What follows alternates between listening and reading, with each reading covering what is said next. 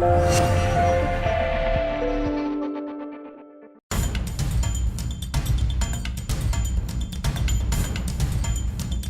the third seed in the Hockey East tournament, the Terriers began their playoff run against the sixth seed UNH Wildcats at Walter Brown Arena on Friday night. After a scoreless first period, the Wildcats struck first with a pair of goals from junior Amy Schlegel. Denied her. Here comes a slap shot score. Amy Schlegel, the junior from Blaine, Minnesota. Good face-off win there from the freshman Tarnowski. Steele goes airborne, caught by Sutherland, but all she did was keep it in for UNH. Shot from the blue line, skips in.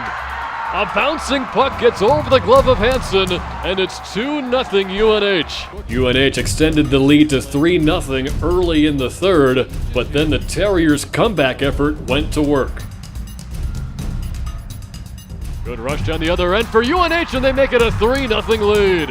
A goal from Mary Parker got the comeback started. Kept alive by Crosley, her shot tipped wide. Around for Sutherland, just over 8 minutes left. Still time for BU, but they've got a lot of work to do. Mary Parker tried to sneak one through and pushes it home. Oh, Mary Parker gets the Terriers on the board with 8:06 in the third. Then a score from Alexis Crosley made it a one-goal game. There's 2:20 left. Crosley winds up and it's tipped home. The Terriers bring it to within one. But in the end, UNH senior Jonna Curtis iced the game with a power play goal in the final minute and gave UNH a 1-0 lead in the quarterfinal round. Slot still loose and UNH scores. Through the traffic, it is snuck through.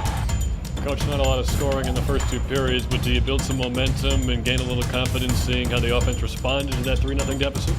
Potentially. I think it was a little bit too late, and we're just going to have to get a little bit better discipline. I thought there was a few things that are well within our control that we didn't do tonight. A couple too many offsides for my likings. We're getting a little bit frustrated by the other team's good play, and I'd be talking to the refs. We had some less than good line changes in the middle of the game, and then maybe people getting just a little bit too individual, and if things like that add up, it's too many things you can control.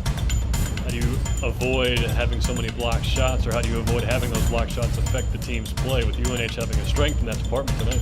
Yeah, well, you have to compliment the other team at some things they do well, but when they do make a mistake or when you do get opportunities, you have to capitalize. And tonight maybe we could have made the extra pass and found an open lane to shoot. I also thought that when we did have opportunities, I probably saw 12, 14, 16, 18 shots that went over the top of the net, and whether we're just a little bit relaxed or we're a little tired or it was bad luck, that's at least a physical part of the game. It's not a mental thing, and but we've got to bear down and turn our wrists over and keep pucks lower and ultimately make the goalie make the save. If you've got that many shots that go over the net and she doesn't have to make a stop, it makes her night a little bit easier. And 5, 6, 7 shots first 7, 8 minutes of the first period. I think we end up with 8 for the period maybe, and just too many times we were looking to get too cute or miss the net. And tomorrow night we've got to put them on, and we've got to get bodies there for rebounds. You're excited to get back on the ice, get this team back on the ice for a quick turnaround to be able to try to erase tonight? Exactly. Well, tomorrow's, do or die. There's, no tomorrow if we don't come up with a W tomorrow, and we're going to have to be the most determined team we can be. We're going to have to be the smartest team, and we're going to have to be the most disciplined. Coach, thanks a lot for the time. Thanks. Appreciate it.